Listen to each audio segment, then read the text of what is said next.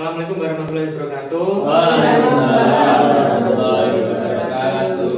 Terima kasih Bapak Ibu semuanya di sini telah hadir dengan kesediaan hatinya untuk mengikuti diseminasi saya. Di sini sebelum saya memaparkan materi, saya memperkenalkan diri dulu ya, Bapak Ibu. Ya, Pak Bayu. Oke, Pak Bayu. Perkenalkan, nama saya Bayu Anggara. Saya guru BK di SMA Negeri 1 Talun. Kebetulan di sini saya sebagai calon guru penggerak angkatan 11. Gitu. Nah, pada kesempatan kali ini saya akan mendiseminasikan terkait dengan modul 1.4, yaitu budaya positif. Nah, di sini saya perkenalkan diri dulu bahwa untuk yang pertama adalah Pak Agung Prasetya, yaitu fasilitator saya. Beliau adalah dosen UIN Tulungagung. Terus yang kedua ini di tengah Bu Diana ini Setiawati, beliau adalah pengajar praktik saya, guru SD Gedung Bunder 1 di Ludoyo. Terus selanjutnya saya sendiri, yaitu Bayu Anggara, yaitu CGP angkatan 11 SMA Negeri 1 Talun. Nah, untuk agenda kali ini ada 4 agendanya. Yang pertama, pembukaan dan perkenalan tadi sudah saya laksanakan. Terus selanjutnya nanti presentasi konsep, terus tanya jawab, kemudian terakhir refleksi ya Bapak Ibu. Terus sebelum kita mulai, alangkah baiknya kita berdoa menurut agama dan kepercayaan kita masing-masing. Semoga diseminasi ini dapat berjalan lancar. Berdoa dipersilakan.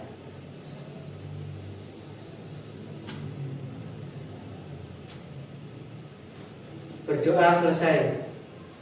Oke, terima kasih Pak Ibu. Lanjut untuk tujuannya di sini mendemonstrasikan pemahaman CGP mengenai konsep budaya positif yang ada di dalamnya. Terdapat konsep perubahan paradigma stimulus respon dan teori kontrol. 3 teori motivasi perilaku manusia, motivasi internal dan eksternal, keyakinan kelas, hukuman dan penghargaan, 5 kebutuhan dasar manusia, 5 posisi kontrol guru, dan segitiga restitusi. Selanjutnya menerapkan strategi disiplin positif yang memerdekakan murid untuk menciptakan ekosistem sekolah aman dan berpihak kepada anak. Kemudian menyusun langkah-langkah dan strategi aksi nyata yang efektif dalam mewujudkan kolaborasi dengan seluruh pemangku kepentingan sekolah agar tercipta budaya positif yang dapat mengembangkan karakter murid. Selanjutnya bersikap reflektif dan kritis terhadap budaya di sekolah dan senantiasa mengembangkan sesuai kebutuhan sosial dan emosional murid. Nah, di sini capaian khusus modul 1.4 yang CGP atau saya sendiri yang harus saya kuasai Bapak Ibu. Nah, untuk kali ini kan kita akan mengadakan diseminasi, yaitu salah satu dari capaian khusus modul 1.4 ini. Terus selanjutnya budaya positif atau ekosistem positif. Budaya positif kita ambil contoh perbandingannya dengan hidup tumbuh-tumbuhan. Seorang petani dalam hakikatnya sama kewajibannya dengan seorang pendidik yang menanamkan padi misalnya. Hanya dapat menuntun tumbuhnya padi. Ia dapat memperbaiki kondisi tanah, memelihara tanaman padi, memberi pupuk dan air, membasmi ulat-ulat atau jamur-jamur yang mengganggu hidup tanaman padi dan yang lainnya. Ini diambil dari Geser Diantoro, Lampiran 1, Dasar-Dasar Pendidikan Keluarga, tahun I nomor 1234 November Desember 1936, Januari 1937. Nah, di sini budaya positif atau ekosistem positif itu kalau Ganjar Dewantara mengibaratkan bahwa ya kita sebagai petani atau ya pekebun. Jadi tukang kebun atau petani yang kita nantinya itu hanya bisa istilahnya memaksimalkan ya lingkungan luarnya saja. Seperti itu.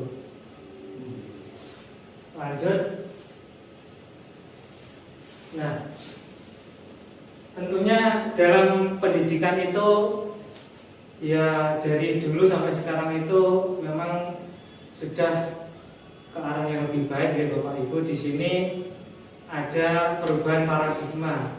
Yang dulu itu ya intinya dulu itu kan banyak berpusat pada guru. Kita sebagai guru itu ceramah, terus melakukan tanya jawab, ya segala sesuatu atau pembelajaran yang kita lakukan itu ya keinginan dari gurunya.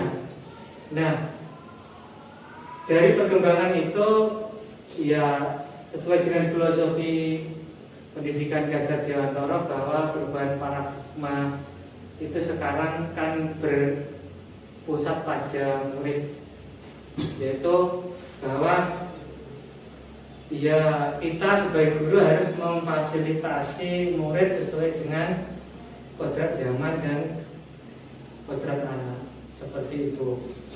Nah, kodrat zaman dan kodrat anak itu ya nanti ya kita harus menggunakan asesmen atau istilahnya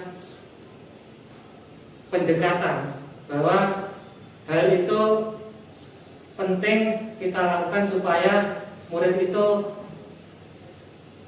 akan kemana, mau jadi apa itu kita bisa untuk ya membantu sesuai dengan kebutuhannya, atau supaya murid itu bisa berkembang dengan optimal sesuai dengan ya kapabilitasnya masing-masing, seperti itu. Nah, di sini ada kegiatan kepalan tangan Bapak Ibu. Jadi ini nanti dua guru. Nah, itu yang satu berperan sebagai guru A, yang satu sebagai B, jadi teman Anda di sekitar. Jadi Bu Dewi sama Bu Sumiaton, Bu Yayu sama Pak Okta, Bu Isti sama Pak Fuad, Pak Rifki sama Pak Satria Budi, Pak Didi sama Pak Tamim. Ya silahkan nanti mengepalkan tangan. Yang satu itu ya sebagai A, yang satu sebagai B. Nah, yang A itu mensobek secari kertas, ditulisi tulisan kecil terserah itu hal-hal yang sangat berharga bagi jenengan semuanya. Hal-hal yang berharga itu nanti jenengan genggam, dan nanti yang B itu mencoba untuk dengan cara apapun, sekuat tenaga, dengan berbagai cara meminta dan mengambil benda tersebut.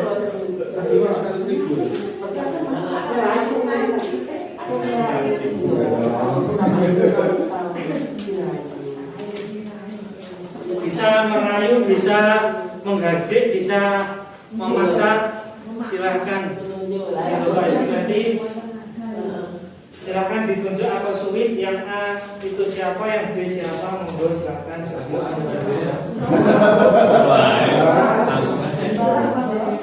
Oke, ini satu kelompok satu. Oke, monggo tulis nama. Oke,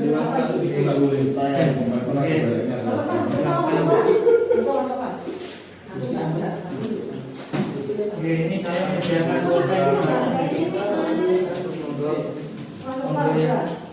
Yang belum sampai ini monggo. Saya beri waktu Apa sudah selesai? Sesuatu yang berharga.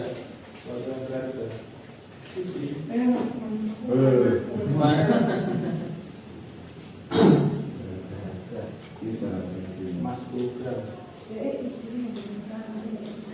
Anak istri dong.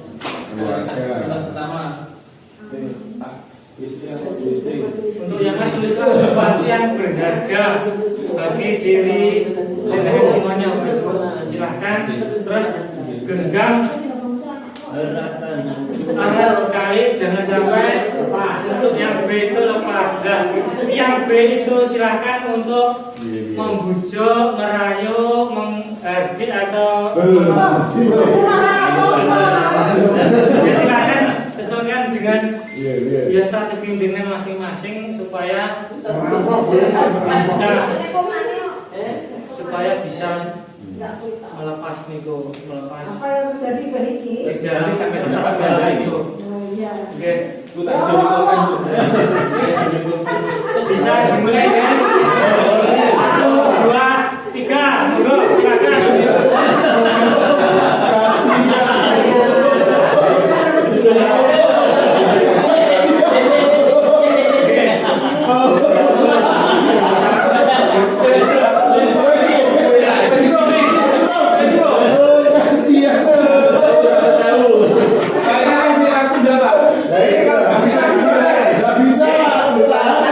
Saya hitung 10 hitungan ya. 1, 2,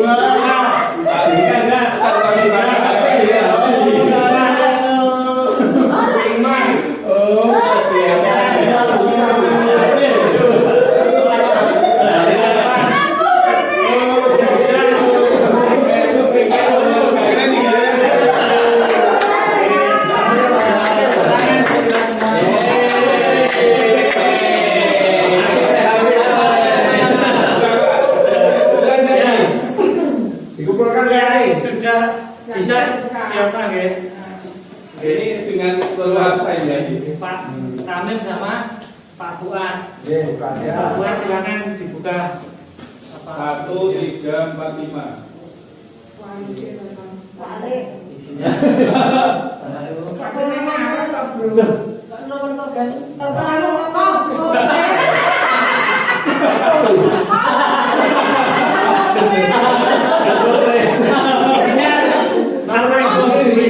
Itu semua otomatis.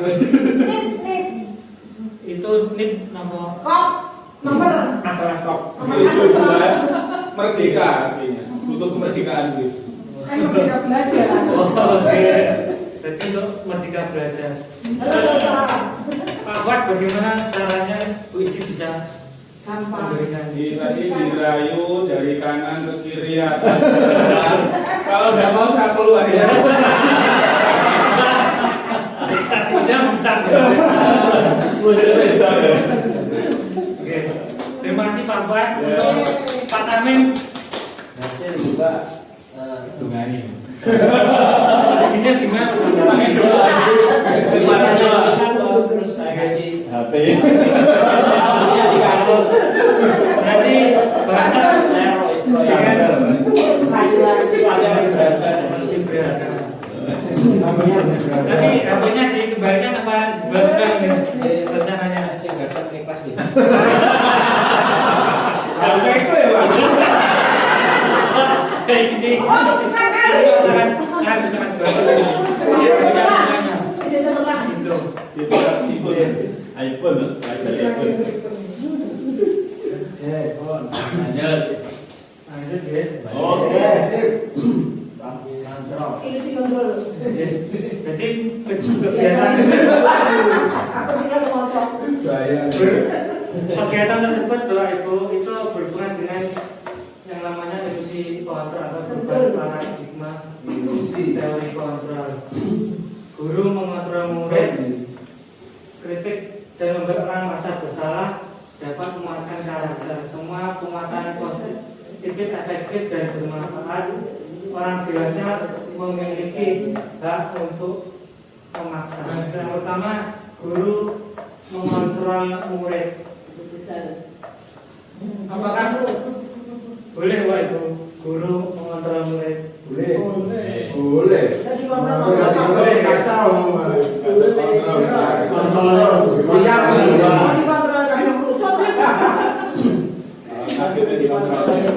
Baik. Nah, ini mengontrolnya seperti apa, Bapak Ibu? Memantau. Memantau. Dipantau. Kalau nanti Kehadiran. ada teori kontrol ya, ada 5 teori kontrol. Jadi guru itu ya kalau dari paradigma perubahan ini ya kita perannya adalah memfasilitasi murid. Jadi terkait dengan kontrol guru itu ya kita tergantung dengan karakteristiknya. Jadi nggak boleh serta-merta kita memaksa atau ya memarahi itu membuat mereka merasa bersalah, itu kita tidak boleh seperti itu.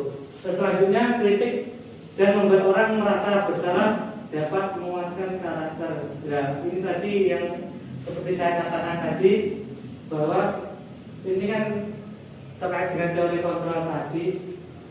Jadi membuat orang merasa bersalah itu boleh, tetapi ya kita sesuaikan dengan karakternya siswa. Kalau siswanya itu nggak peka, ya kita salahkan, ya mereka ya nggak tahu, mereka nggak merasa bersalah seperti itu. Terus selanjutnya semua penguatan positif, efektif dan bermanfaat. Intinya dari paradigma perubahan dari kontrol itu, isi kontrol itu penguatan-penguatannya itu harus memang bersifat positif, efektif dan bermanfaat.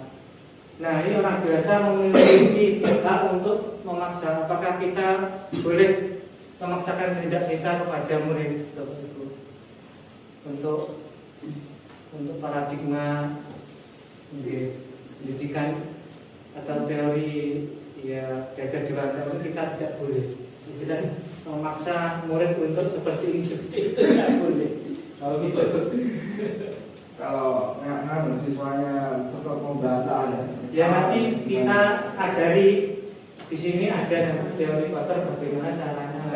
Kita pakai segitiga restitusi. Oke, selanjutnya ini perubahan paradigma stimulus respon ke teori kontrol. Dulu kan kita identik dengan teori behavior gitu, yaitu stimulus respon.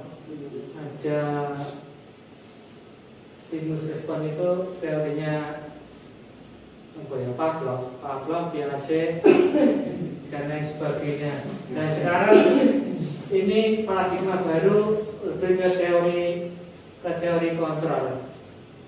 Nah perbedaannya, kalau stimulus respon kita mencoba mengubah orang agar berpandangan sama dengan kita.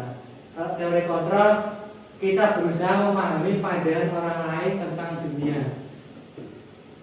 Selanjutnya perilaku buruk dilihat sebagai suatu kesalahan. Kalau teori kontrol semua perilaku memiliki tujuan. Kalau dalam stimulus respon orang lain bisa mengontrol saya. Kalau teori kontrol hanya Anda bisa mengontrol diri Anda. Selanjutnya saya bisa mengontrol orang lain. Kalau teori stimulus respon, kalau teori kontrol Anda tidak bisa mengontrol orang lain. Selanjutnya pemaksaan ada pada saat bujukan gagal. Terus teori kontrol, kolaborasi dan konsensus menciptakan pilihan-pilihan baru. Terus selanjutnya model berpikirnya menang kalah. Ya kalau teori kontrol model berpikirnya menang menang. Seperti itu Bapak Ibu ya. Jadi itu perbedaan antara stimulus respon dan teori kontrol. Jadi dulu paradigma pendidikan itu yang berhubungan dengan stimulus respon ini sudah untuk paradigma baru berubah menjadi teori kontrol. Nah selanjutnya, apakah makna disiplin? Disiplin berasal dari bahasa Latin, disiplina artinya belajar. makna asal dari kata berkonotasi dengan disiplin diri dari murid Socrates dan Plato. Disiplin diri membuat orang menggali potensinya menuju sebuah tujuan apa yang dia hargai. Namun dalam budaya kita, makna kata disiplin telah berubah menjadi sesuatu yang dilakukan seseorang pada orang lain untuk mendapatkan kepatuhan ketertiban umum. Adalah menghubungkan disiplin dengan ketidaknyamanan, bukan dengan apa yang kita hargai atau mencapai suatu tujuan mulia. Disiplin itu Bapak Ibu, kalau dulu kan memang asalnya dari itu tadi dari Plato atau dari murid Socrates dan Plato. Konotasinya bahwa disiplin itu adalah belajar. Kalau orang kita orang Indonesia dimasukkan dalam bahasa Indonesia, ya, sesuatu yang dilakukan seseorang pada orang lain untuk mendapatkan kepatuhan. Kecenderungan umum hubungan disiplin dengan ketidaknyamanan, bukan dengan apa yang kita hargai atau mencapai satu tujuan. Yang nanti kita lakukan disiplin itu sesuai dengan keinginan atau motivasi intrinsik dari siswa. Nah, ini selanjutnya adalah teori motivasi. Teori motivasi perilaku manusia ada 3, yaitu motivasi untuk menghindari ketidaknyamanan atau hukuman. Terus selanjutnya untuk mendapatkan imbalan dari orang lain atau institusi. Yang ketiga untuk menghargai diri sendiri, menjadi insan sesuai dengan harapan kita.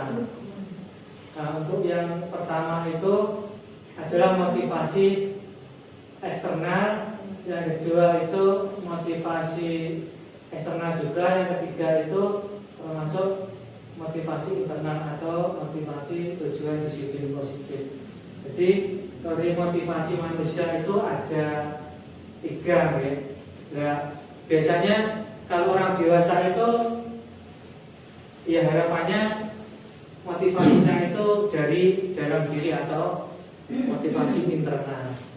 Nah, di sekolah nanti ya kita misalnya ingin membangun disiplin positif, yang jelas motivasi itu ya harus dari diri sendiri atau dari siswa untuk menentukan. Jangan nanti motivasinya dari eksternal karena takut dengan bapak ibu guru yang di depan, mungkin juga karena nanti misal datang tepat waktu diberi imbalan dan sebagainya.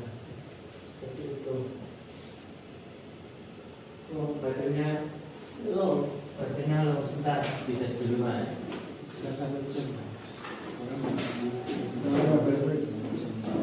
10 menit. Iya. Malam minggu Pak. Oh, jangan lupa. Ini mari. Lanjut ya Bapak Ibu. Nah, Jadi merdeka. Menurut Bapak Ibu apa arti kata merdeka? Bebas. Bebas. Los. Bebas bebas. Berangkat pagi pulang pagi. Tidak berangkat. Mungkin ada yang mau mengeluarkan pendapat apa kata merdeka? Pak Pram, coba. Bebas Pak. Bebas dalam arti Bebas dalam arti ya kita mau melakukan apa aja bebas Pak. bebas. Jadi Tidak ada batasan-batasannya kecuali batasan rumah hukum Pak. Kalau menurut Beda Dewanto itu merdeka itu tidak hanya terlepas dari perintah saja yang seperti yang dikatakan tadi, bahwa merdeka itu juga cakap buat memerintah diri sendiri. Artinya itu mandiri. Yang dimaksud Beda Dewanto itu yang merdeka atau mandiri. Nah ini Bapak Ibu,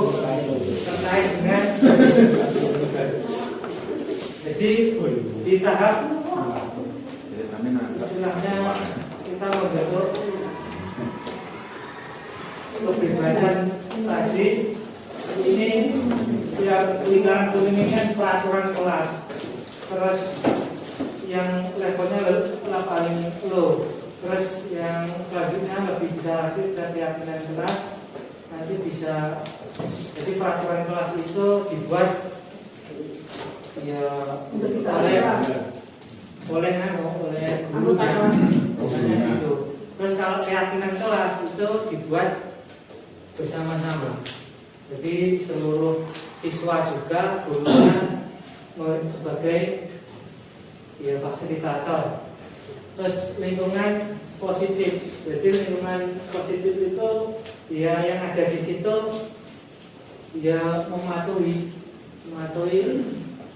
dalam lingkup kecil. Kalau budaya positif itu sudah dalam lingkup yang lebih luas lagi. Iya.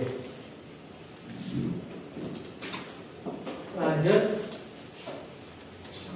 keyakinan kelas, hukuman dan penghargaan. Menurut Bapak Ibu, mengapa keyakinan kelas bukan peraturan kelas?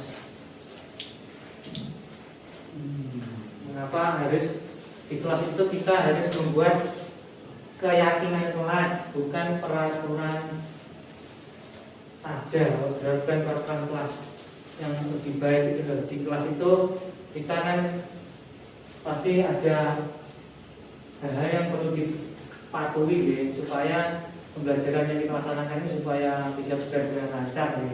Nah, mengapa kok kita membuat keyakinan kelas bukan peraturan kelas? Mungkin ada yang bisa mengutarakan pendapat-nya.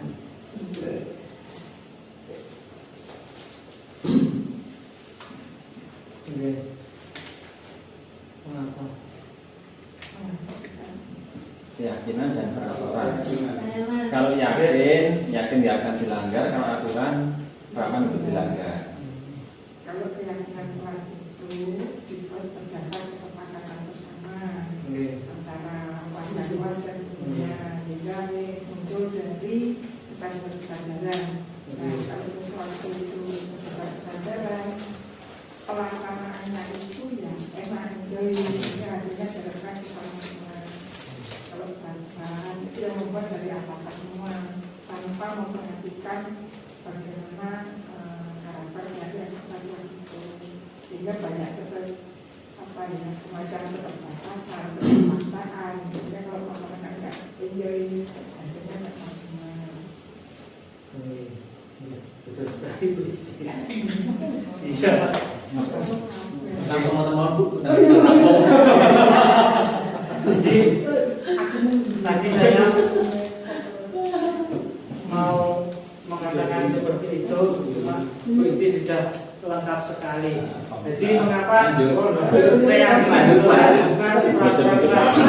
Karena itu tadi Bapak Ibu, bahwa kalau kita membuat peraturan kelas itu yang jelas sudah ya berdasarkan kalau anak itu patuh, itu kan karena terpaksa. Kalau keyakinan kelas karena mereka sendiri yang mengusulkan. Akhirnya kalau namanya keyakinan kelas nanti kalau dipatuhi kan muncul dari kesadaran, ada motivasi dari dalam atau motivasi intrinsik itu tadi.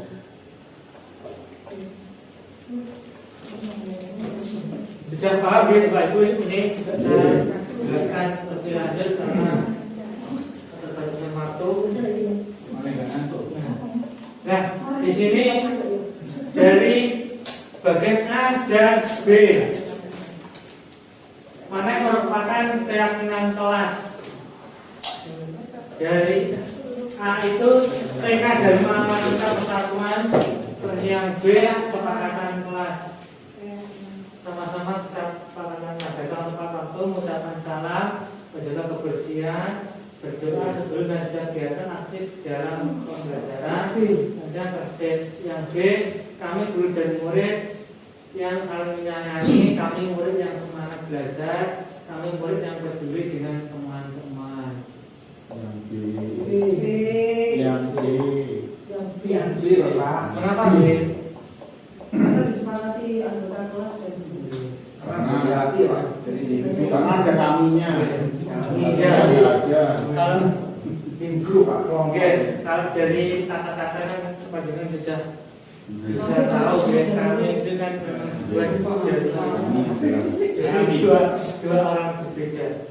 Dua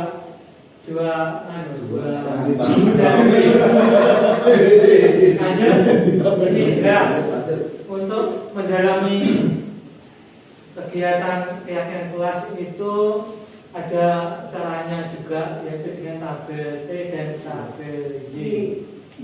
Di sini tabel T itu ada bagiannya, yaitu terlihat, terdengar, berperilaku.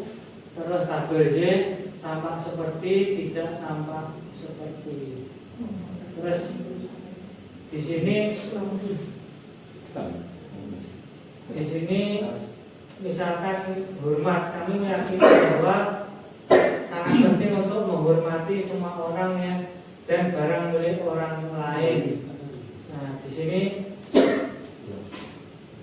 terlihatnya itu dalam bentuk apa, terus terdengarnya itu kan berupa perkataan atau suara, terus berperilaku itu juga seperti apa. Jadi di sini sudah dibilang menjadi 3. Terlihat bisa bahwa hormat itu bisa terlihat dalam bentuk perilakunya, terdengar itu dalam bentuk perkataannya, dan berperilaku secara utuh itu bagaimana, itu nanti bisa terlihat. Jadi itu memudahkan kita untuk membuat keyakinan kelas. Terus untuk yang tabel T hormat itu, jadi misalkan hormat, kami meyakini bahwa sangat penting untuk menghormati semua orang lain, semua orang dan barang milik orang lain. Terus yang tidak tampak seperti itu ya istilahnya kalimat positif dengan kalimat negatif untuk membuat kata-katanya itu tadi. Dari sini mungkin ada yang mau menambahkan, Pak Ibu? Lanjut ya. Lanjut. Di sini ada peraturan, selalu kembalikan buku ke tempatnya, dilarang mengganggu orang lain, hadir di sekolah dan lain sebagainya. Dilarang melakukan kekerasan, dilarang menggunakan narkoba, bergantian untuk menunggu giliran, menggunakan masker, jangan berlari di kelas atau di koridor. Nah, di sini mungkin untuk yang selalu kembali kan buku ke tempatnya itu keyakinan kelas atau nilai kebajikan yang dituju apa Bapak Ibu, atau nilai kebajikan universalnya menurut dengan apa, selalu kembalikan buku ke tempatnya, maka masuk ke ketertiban atau tanggung jawab,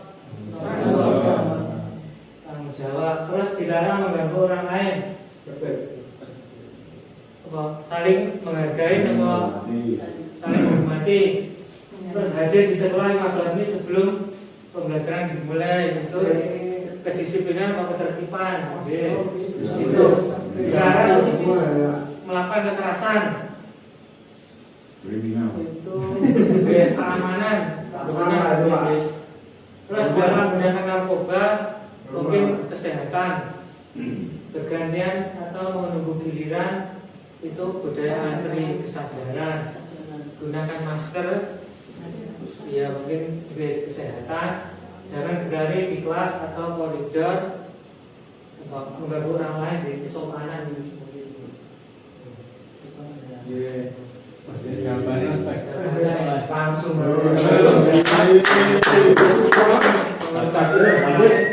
Lanjut. lanjut lanjut. dihukum oleh penghargaan.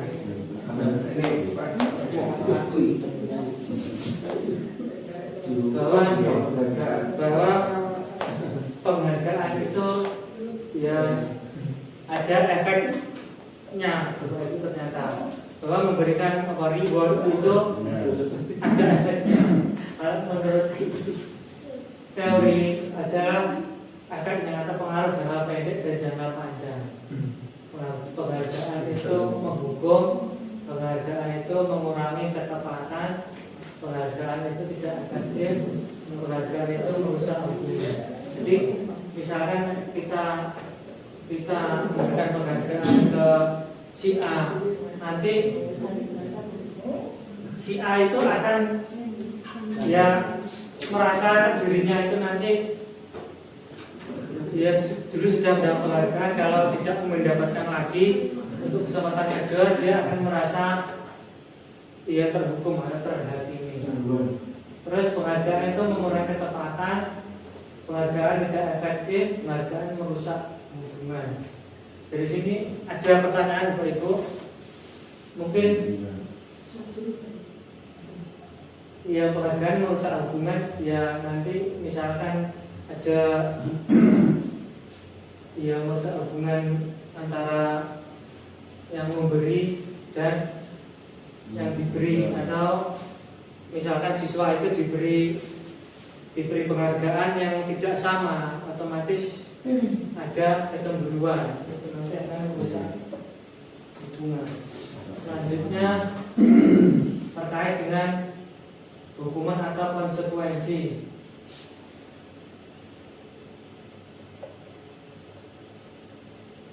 Menyuruh murid mencatat, saya tidak akan terlambat lagi sebanyak 100 kali karena terlambat datang sekolah. Ini masuk hukuman atau konsekuensi? Hukuman. Terus menyuruh murid lari memilih lapangan basket 2 kali karena terlambat hadir. Konsekuensi terlambat. Hukuman.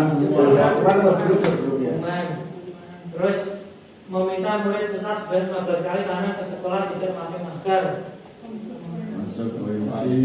Hukuman bisa, Hukuman.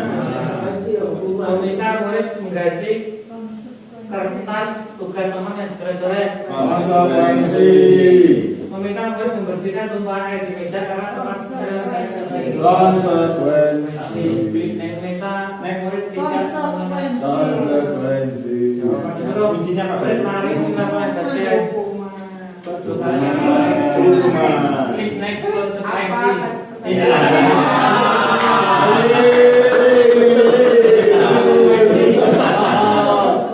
Selanjutnya perbedaan hukuman dan konsekuensi. Sesuatu yang menyakitkan, hukuman jelas itu. Kalau konsekuensi sesuatu harus terjadi karena kesepakatan. Membuat anak sakit fisik maupun hati, itu jangka waktu lama. Membuat anak merasa tidak nyaman dan jangka pendek. Untuk hukuman anak membenci kedisiplinan, anak menghargai disiplin, paksakan, stimulus atau tanggapan, mendorong anak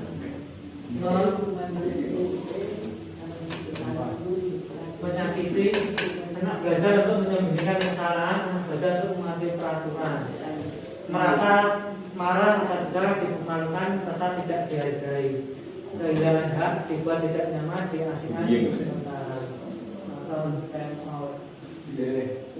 Dari sini ada pertanyaan Bapak Ibu. Dasar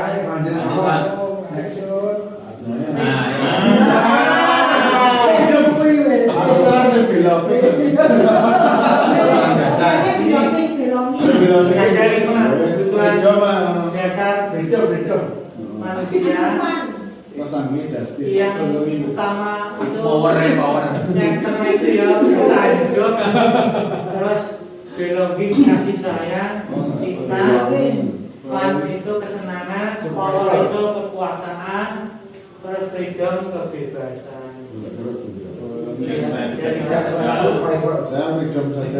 Di sini coba kita kita analisis lagi. Ibu guru bilang aku tidak boleh bersenandung sewaktu mengerjakan tugas. Katanya kelas harus tenang, tidak ada suara. Padahal kan aku suka dan senang bernyanyi. Nah, ini termasuk apa Bu dari 5 Bapak Ibu 5 kebutuhan dasar itu apa? Fun. Katanya kelas harus tenang, tidak ada suara. Padahal kan aku suka dan senang menyanyi. Freedom. Fun. Fun. Bu Dewi apa? Fun. Fun. Tahan hidup. Ya, lanjut ya. Nanti kita jalan di slide-nya. Ya. Ibu guru tidak menyapaku hari ini, padahal aku pakai jepit rambut baru. Itu kebutuhan apa? Sayang. Ya, aku bosan masa belajarnya cuma gitu-gitu aja. Ya, aku sebel gambarku tidak rapi. Malah ibu guru menunjukkan ke teman-temanku di kelas. Belonging. Next. Kuncinya aja. Kekuasaan.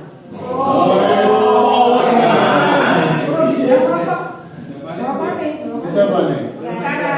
Berarti untuk yang pertama itu yang benar adalah kesenangan. Yang selanjutnya itu Belonging. aku kasih sayang. Terus aku bosen masa belajarnya seperti itu kebebasan. Aku sebel gambarku tidak rapi, malah guru juga teman-teman itu kekuasaan. Next ya. Next. Nah ini 5 posisi kontrol. Ini coba dicermati.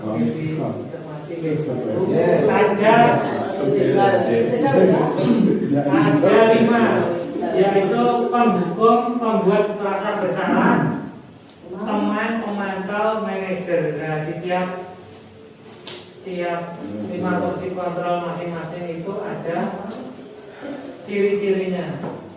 Untuk penghukum, ciri-cirinya menghardik, menunjuk-nunjuk, menyakiti, menyindir.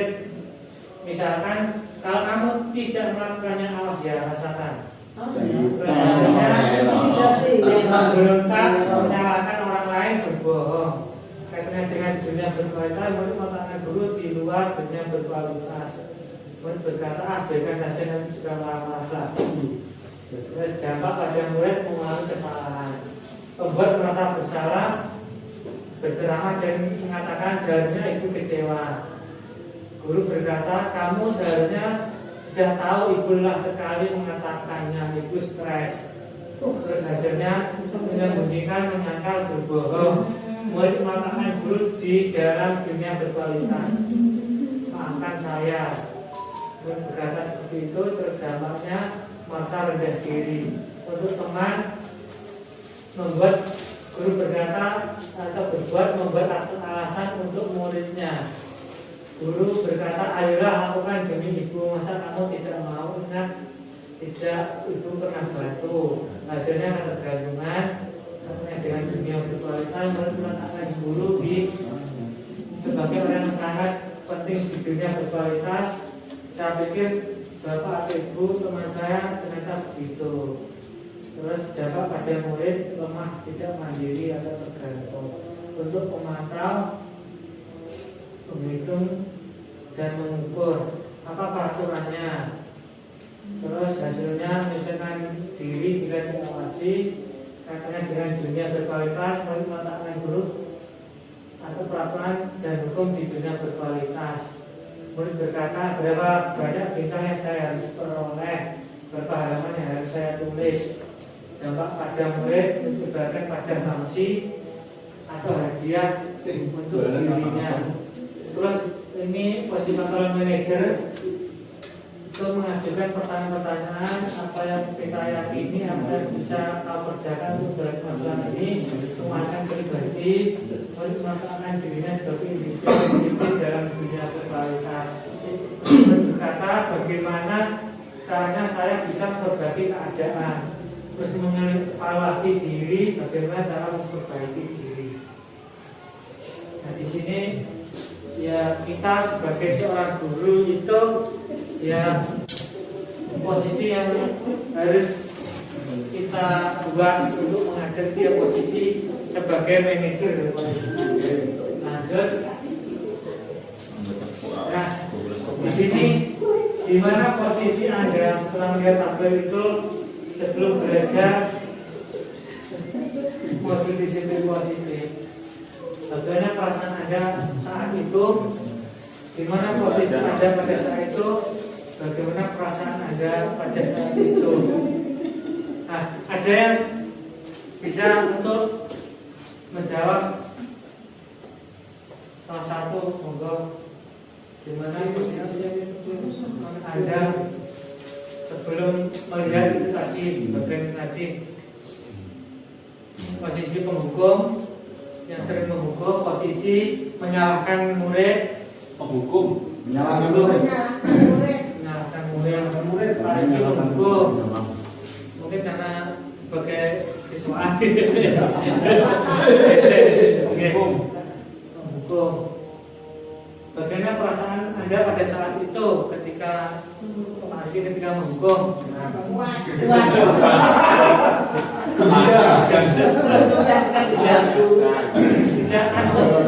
dalam besaran siswanya itu memberontak atau merasa tidak terima seperti itu. Sering gitu. Melengos lah. Gimana posisi Anda pada saat itu? Ketika biasanya ketika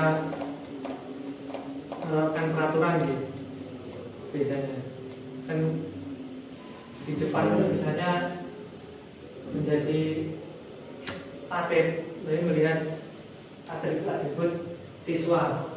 Bagaimana perasaan Anda saat ini setelah melihat tabel 5 posisi tadi, kontrol tadi? Merasa bersalah. Merasa tercerahkan. Mendapatkan dunia, merasa bersalah dunia. Karena tidak sesuai dengan nilai positif yang dijelaskan di depan.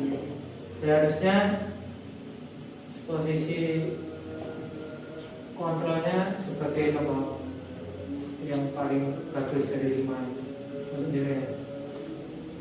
Kan yang pertama tadi kan di posisi kontrol tadi ada 5 manajer, terus merasa bersalah, penghukum, pemantau. Jadi manajer yang paling utama itu adalah manajer. Lanjut.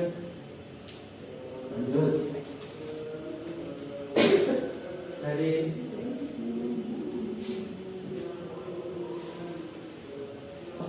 seberapa besar sebuah pesan dapat tersampaikan? Rata-rata 10%, nada 30%, non verbal itu 55%. Ini maksudnya apa, Bu? Kalau kita melakukan anak dalam menerima pesan dari orang lain. keterkaitannya dengan budaya positif. Jadi misalkan kalau kita membudayakan positif itu dengan kata-kata saja, mungkin efeknya itu cuma sedikit.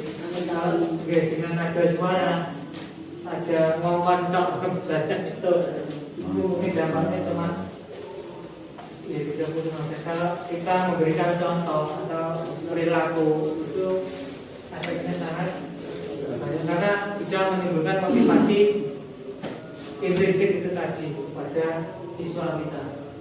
Lanjut ya.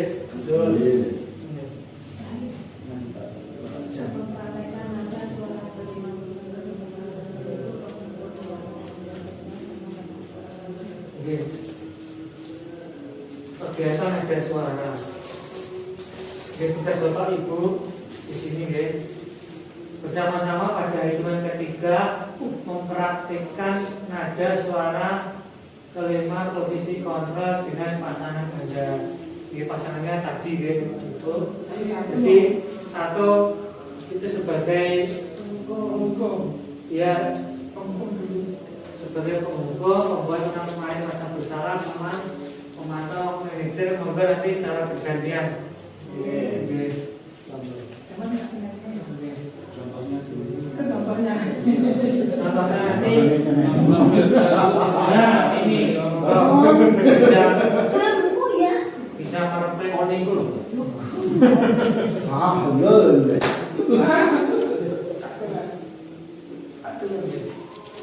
Gimana itu? Hukum peserta bersalah, teman pemantau, pemantau atau manajer. Bisa satu lagi. Bisa.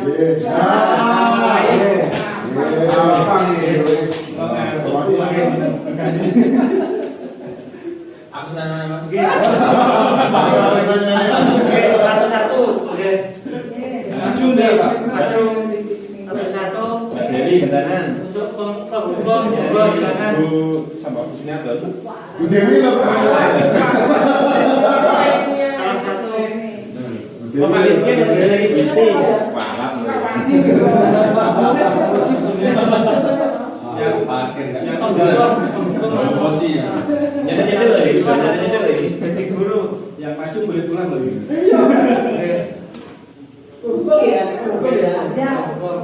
Udah dialim nih. Sudah tahu ya, kalau parkir jangan marah kadang. Adanya malah biasa dulu.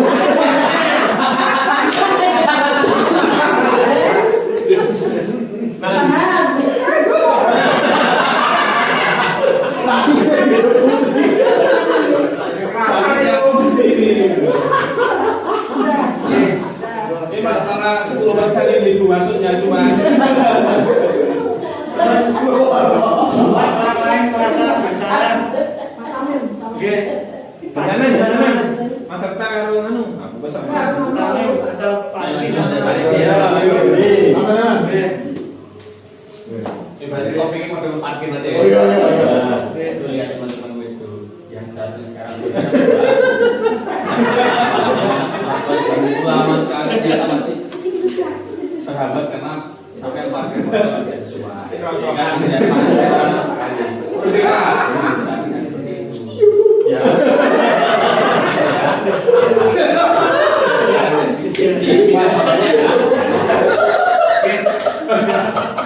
Sangat biasa ini.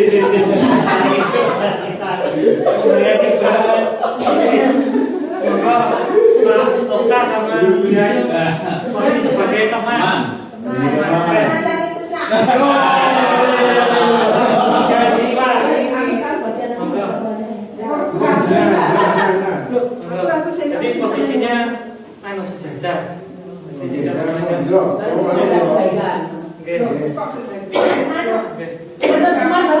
Maksudnya kalau menjadi teman itu walaupun ini murid, terus ini guru ini tidak Fungsinya sebagai teman, itu maksudnya merasa sebagai teman. Oke, bahasanya juga sejajar.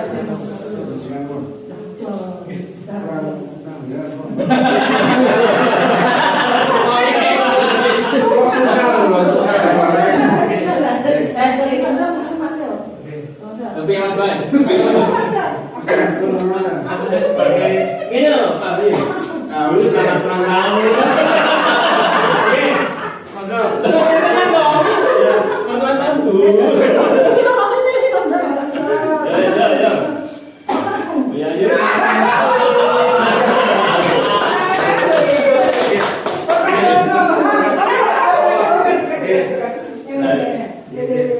Ini muridnya toh, ini gurunya dulu maksudnya. Kemarin kok tidak kerjakan tugas, masalahnya apa? Kan ada jadwalnya tuh. Itu kalau sudah sore habis mandi, siap belajar, habis makan itu siap belajar, dilihat jadwalnya. Sehingga apa yang menjadi tugasnya itu bisa terselesaikan, dikerjakan. Bun. Itu bukan memantau. Sebagai teman, jadi Teman.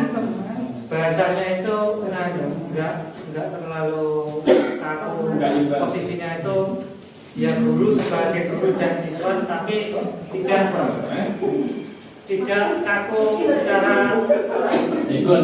peraturan seperti itu. Aku Kontelan guru, semua. aku siswa nggak ada jarak gitu. Itu posisi sebagai teman.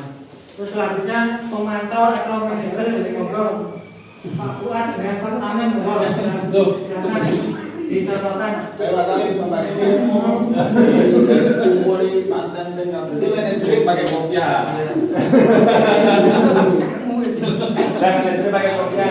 anten ini tak perlu. Mau maju. Teman ini Itu mantap dulu, mantap. nanti manajer Apa siswane? berikan yang solusi dari Pak Fuad, misalnya Pak Fuad. Itu nanti saya Mau mencari solusi terus nanti bisa majukan. dengan Buat. monggo enggak manajer itu cuma Tidak sesuai SOP. tidak sesuai keyakinan kelas atau peraturan. Mikir. Saudara Fuad, Ya, udah tahu kenapa saya panggil ke sini.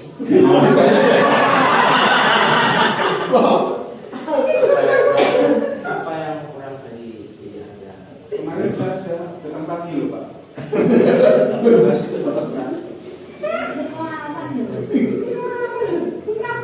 Aku dan aku.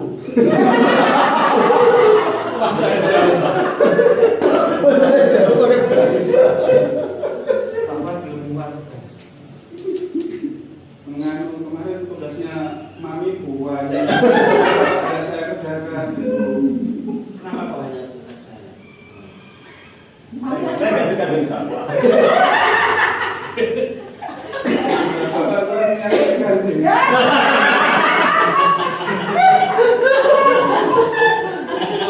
Seperti itu apa yang bisa saya lakukan untuk bisa membuat Anda yang lebih baik saya? Terserah Pak, saya ngikuti Bapak. Kalau gitu sekarang Anda boleh.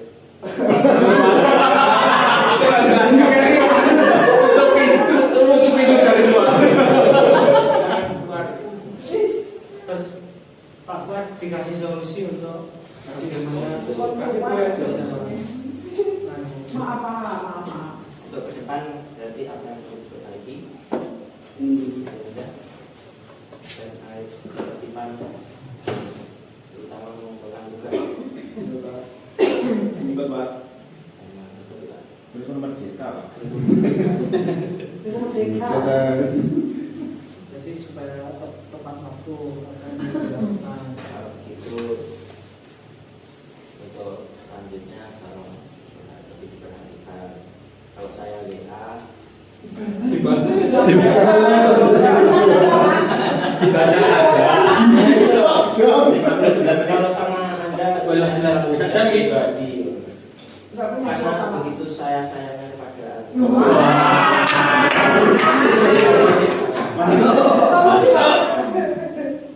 masa itu Anda masih kurang yakin. Sip. Ampun Pak. Boleh dengannya Pak. Pun Pak. Pun, Lagi, Pak. pun. Sudah Sudah Pak. Oke, sudah ya. Saudara masih. Jadi untuk posisi pemantau atau manajer itu ya ketika siswa itu melakukan kesalahan atau ketidaksesuaian dengan keyakinan atau peraturan kelas, dan tugasnya posisi pemantau atau manajer itu ya mengingatkan apakah sudah sesuai dengan peraturan yang disepakati.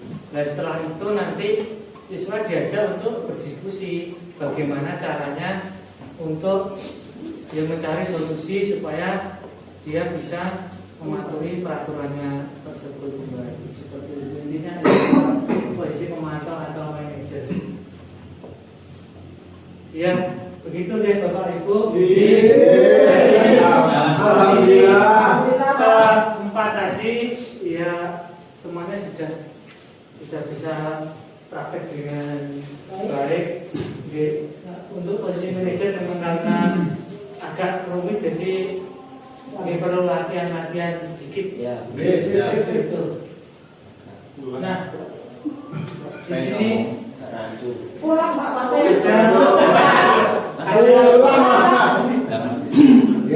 Terus Pak Iwa. ada pertanyaan, apa yang kamu mau? Apa yang kamu mau? Pulang Pak. Di sini yang jelas terkait dengan posisi kontrol ya. Apa sedang kamu kerjakan, kapan saya bisa harapkan ini selesai, di mana ada sewaktu kami mengadakan rapat tugas pada siswa.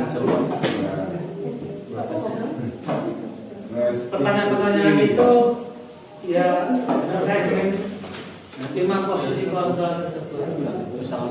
Nah, selanjutnya apa itu restitusi? Restitusi adalah proses menciptakan kondisi bagi murid untuk memperbaiki kesalahan mereka sehingga bisa kembali ketemu mereka dengan karakter yang lebih kuat. Menurut dosen tahun 2002. Jadi tadi terkait dengan posisi kontrol manajer ya. Jadi posisi kontrol manajer itu yang memang kita harapkan sebagai pendidik ya untuk istilahnya membudayakan budaya positif di sekolah itu kita memerlukan ya pemecahan atau strategi untuk menangani masalah siswa, yaitu salah satunya dengan menggunakan restitusi. Restitusi teorinya ada 9, yaitu bukan untuk menebus kesalahan, tapi untuk belajar dari kesalahan, memperbaiki hubungan, tawaran, dan paksaan. Jadi kita menawarkan ya alternatif solusi. Terus menuntun untuk melihat ke dalam diri siswa, mencari kebutuhan dasar yang mendasari tindakan. Cara untuk memperbaiki diri, fokus pada karakter bukan tindakan, fokus pada solusi, dan memberikan murid yang berbuat salah pada kelompok.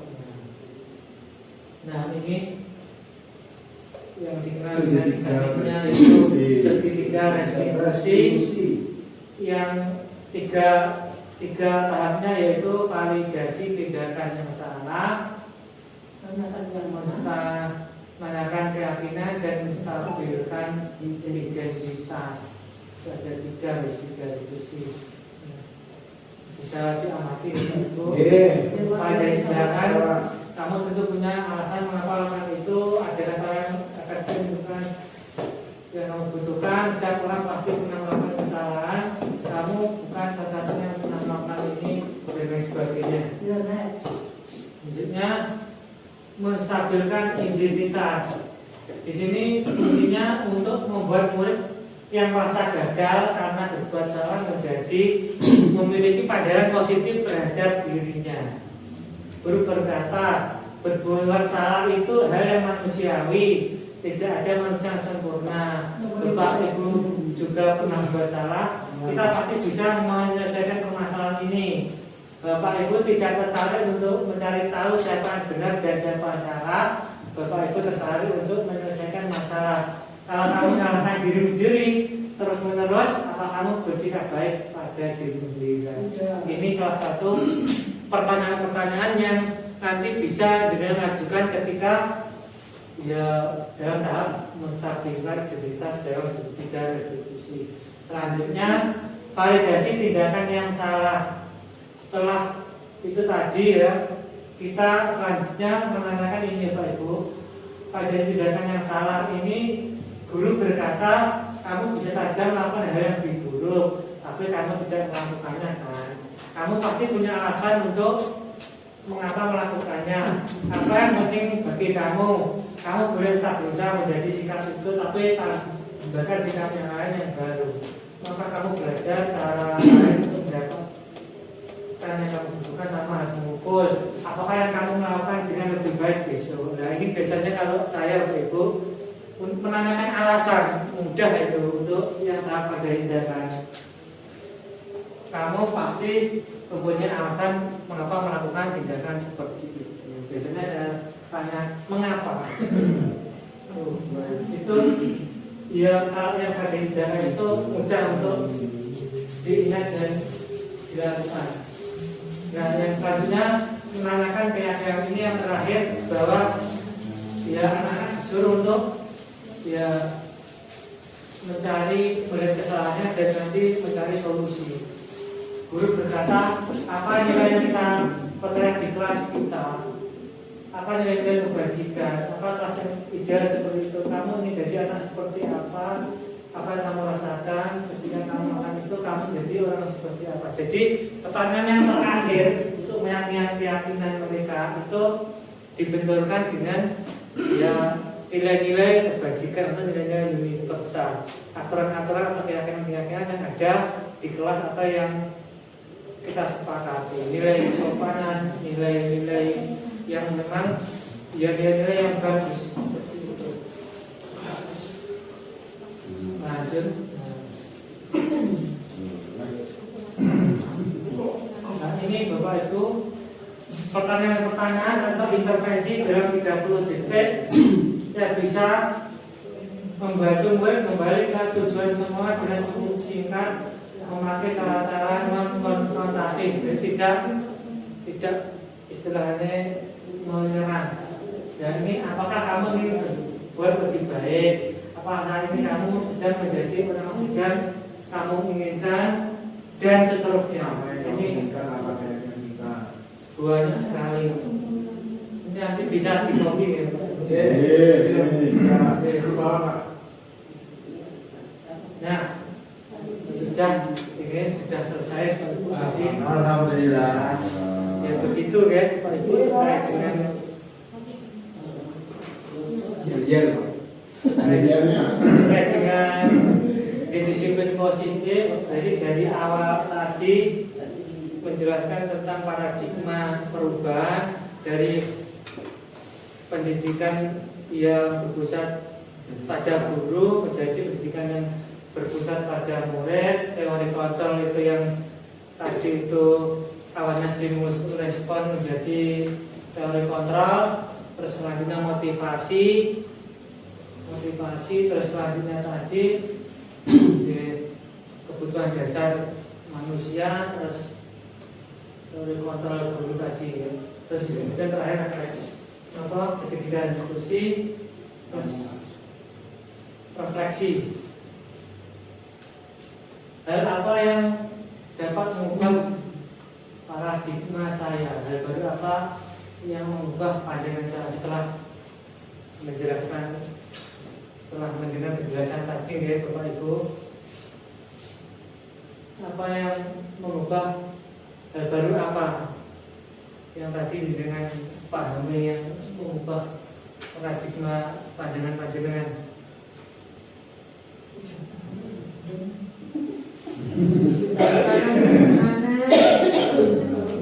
Saya Pak, bahwa pendidikan itu kalau saya dulu berpusat pada guru dan setelah mengikuti hari ini diseminasi Pak Bayu itu menambah wawasan saya. Ternyata pendidikan itu harus berpusat kepada anak sehingga kita mengetahui karakter anak yang berbeda-beda. Sampun Pak Bayu.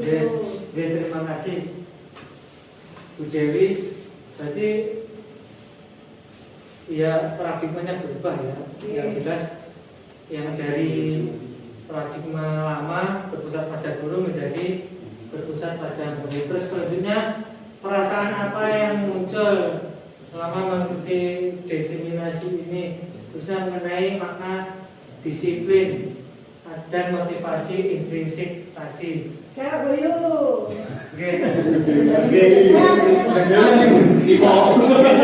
Saya ketahui bahwa anak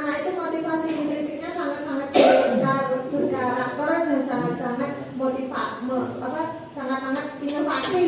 Kemudian motivasi intrinsik yang ada pada anak itu memang harusnya itu kita sepakati bersama sehingga terbentuk menjadi keyakinan kelas dan akan terciptalah suatu kedisiplinan di dalam kelas. Betul Pak Bayu?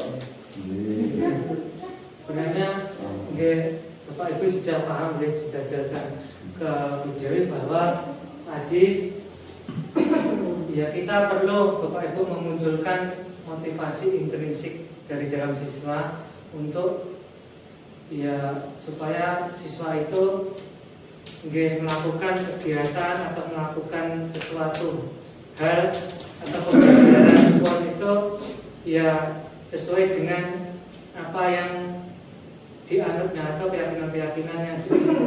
Jadi mereka ketika kita melakukan disiplin positif nanti ya motivasi intrinsiknya itu nanti bisa muncul seperti itu. Terus selanjutnya nomor 3, ketika saya akan menjadi among yang seperti apakah telah mengikuti kegiatan ini saya ingin menjadi guru seperti apa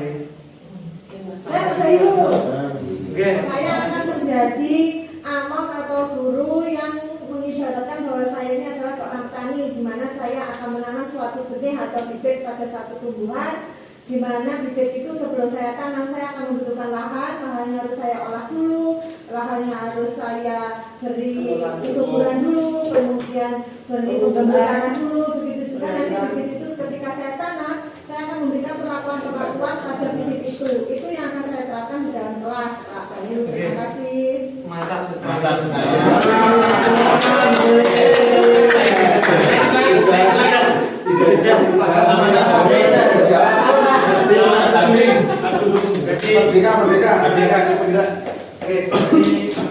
Senior. Setelah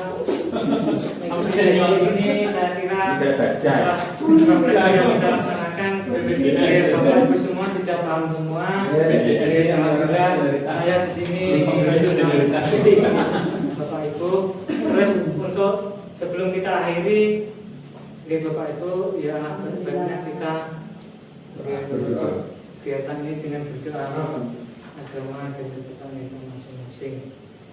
Berdoa dipersilakan.